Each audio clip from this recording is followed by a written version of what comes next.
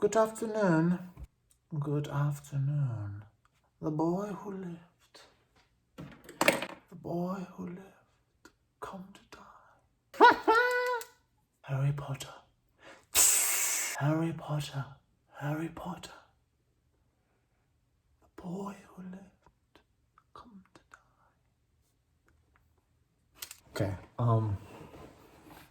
Okay. Today I wanted to talk about maybe a couple key components of job interviewing that I think people will easily lose sight of, myself included, almost to the point of accepting a job that I knew I was going to be absolutely miserable at. I think what we're going to talk about is going to help you interview and find a job that will best fit you, something that you're going to be happy at. So let's go.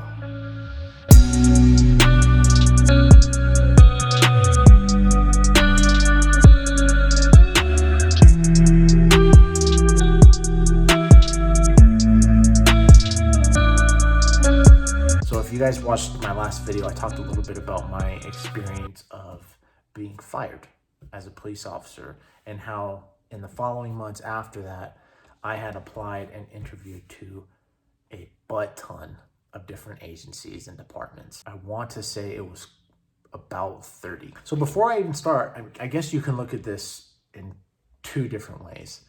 Either A, you can think, man, this guy is in no position to talk about this subject because he interviewed with almost 30 departments and was only able to successfully procure a job with one. Sure, you can look at it like that. Or you can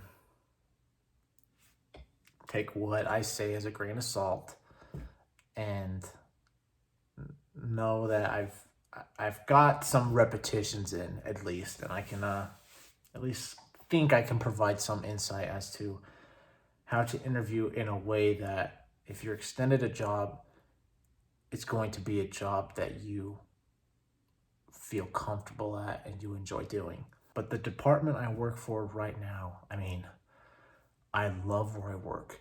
I love what I do. I love who I work with. I love who I work for. There is nothing else that I can ask for in regards to what I do and how I feel about doing it. And I think that that is because of the way I interviewed with them. I feel that they were able to see that I was a good fit and that I really was for certain reasons. And that leads me to my first point, and that is to be yourself. Be unapologetically yourself. You still have to be, professional, but not to the point that you are overshadowing who you are. Because if you do, then neither you or the people that are interviewing you are going to be able to make an informed decision. How many times have you heard, and I'm sure some of you might have fallen into this category, where you really want a job, it's got good pay, good benefits, and so you interview and you do well, and they offer you the job and you start working, only to realize that the work environment and the people you work with and the personalities that are there just don't vibe with you. And so every time you go to work, you're just absolutely miserable and you're not happy. And that's because when they offered you the job and said to you, hey, we think you would be a good fit for this job, it's probably because they weren't talking to you. They were talking to the you that you were pretending to be for the interview. I've caught myself lots of times where you're asked a question during an interview and you're inclined to answer a specific way, but you don't.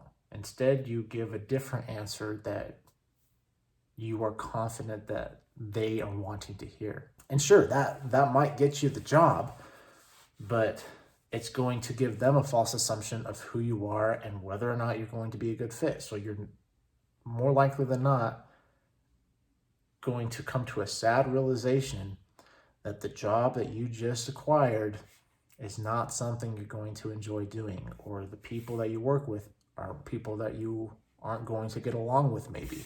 Be who you are. I've come to find that interviews aren't, yeah, you're wearing a suit and tie, or yeah, you're wearing professional attire, but you need to show them. You need to show them who you are. And if that's not something that they're interested in, well, then you shouldn't be interested in it either. And that leads me to my second and final point, and that is to know your value.